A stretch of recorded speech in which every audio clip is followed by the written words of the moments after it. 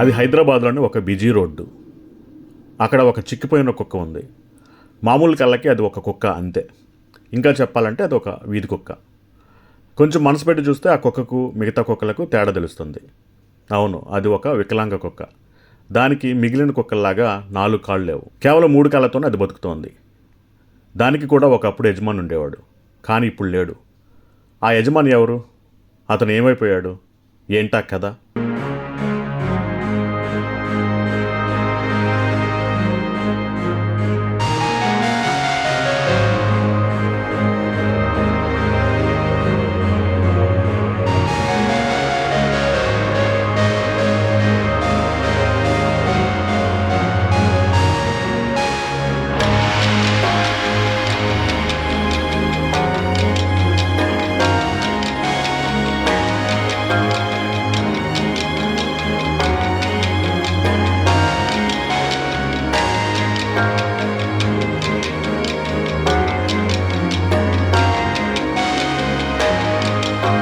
మిగతా కుక్కలు చక్కగా గెంతుతూ పరుగులు తీస్తూ ఆడుకుంటుంటే మీరు చూస్తున్న ఈ కుక్క తడబడుతూ నడుస్తోంది.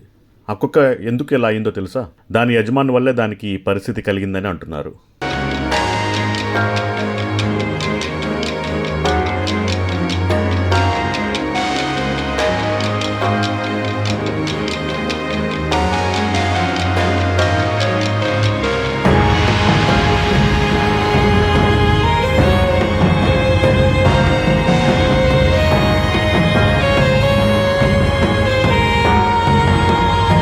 ఆ యజమాని ఒకప్పుడు ఆ కుక్కను ఎంతో ప్రేమగా పెంచాడు. ఎందుకంటే ఆ టైంలో దానికి 4 కాళ్ళు చక్కగా ఉన్నాయి.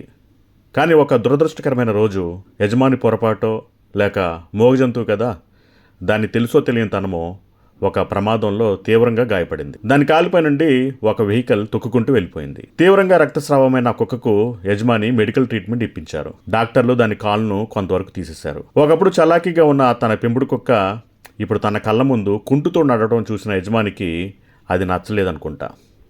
ఆ కుక్క అతనికి భారంగా తోచినట్లు అనిపించి ఉంటుందేమో. ఒకరోజు రాత్రి దాన్ని రోడ్డుపై వదిలేసి వెళ్ళిపోయాడు. అప్పటి నుండి ఆ కుక్క పాపం రోజు అదే రోడ్డుపై కూర్చొని ఎదురు చూస్తోంది. తన యజమాని తిరిగి వస్తాడు, తనను తీసుకెళ్తాడు అనే ఆశతో.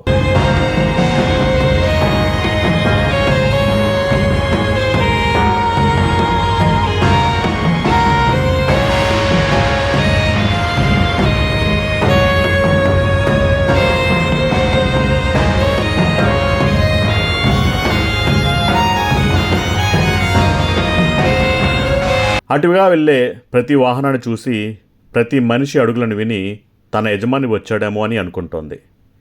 కానీ ఆ మనిషి మాత్రం ఇప్పటికీ రాలేదు.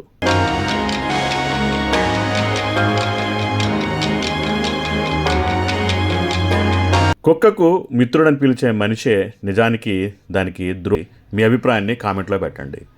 ఈ వీడియో నచ్చితే లైక్ చేయండి, మన ఛానల్కు సబ్స్క్రైబ్ చేయండి. అలాగే వీధి కుక్కలకు రోడ్లపై తిండి పెట్టవద్దంటూ సుప్రీంకోర్టు ఇటీవల ఇచ్చిన తీర్పు మంచిదా కాదా అనే దానిపై కూడా మీ ఒపీనియన్ను ఈ కామెంట్ రూపంలో తెలియజేయండి.